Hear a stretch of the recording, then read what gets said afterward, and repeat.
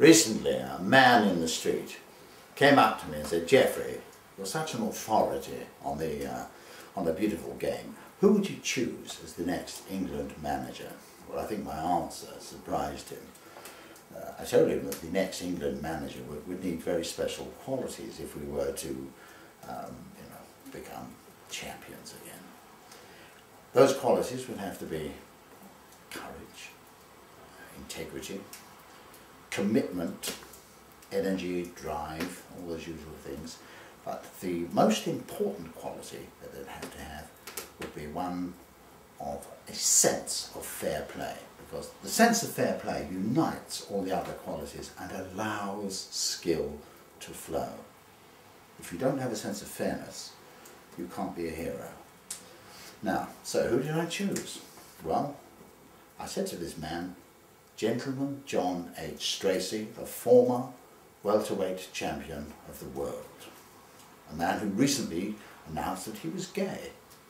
That took some courage. But I'm going to take you back even further. I'm going to take you back to the 1960s when Gentleman John H. Stracey was a junior boxer just approaching the senior ranks. And he was drawn against Mortlake. Yes, I boxed John H. Stracey back in the 60s. I was from the Romford Central Boxing Club.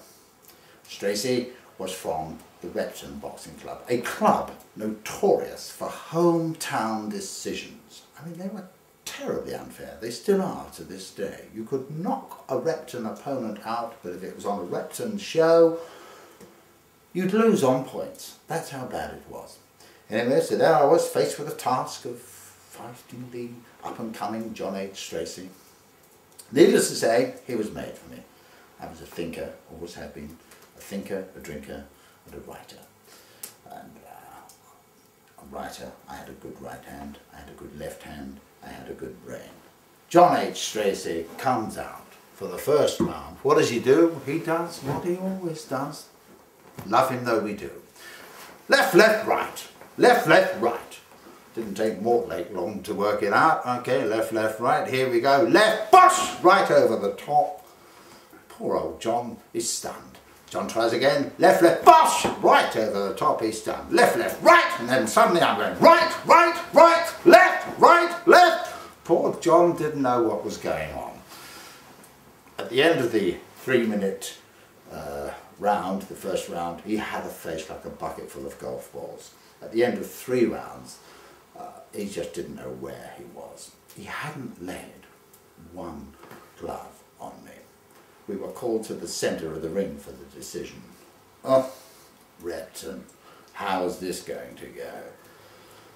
We collect the slips in. The MC announces the winner. The winner by a majority decision, Mortlake, strangely enough. In the red corner, the crowd went crazy. It was a Repton crowd, it was a Repton show. They were hissing, booing, shouting, throwing tickets into the ring.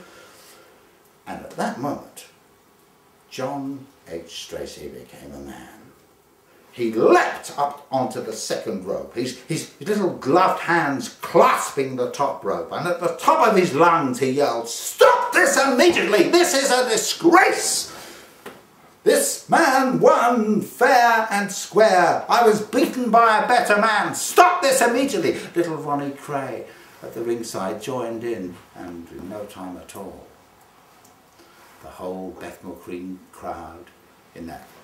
Where were we boxing that time? Yes, I remember. It was in the Charrington Brewery, next to the Blind Beggar pub in the Mile End Road there. They were all silent. And ever since that time, I've had a tremendous respect for John H. Stracey, a man of fair play, a man of courage, and a boxer who is surprisingly a very good footballer.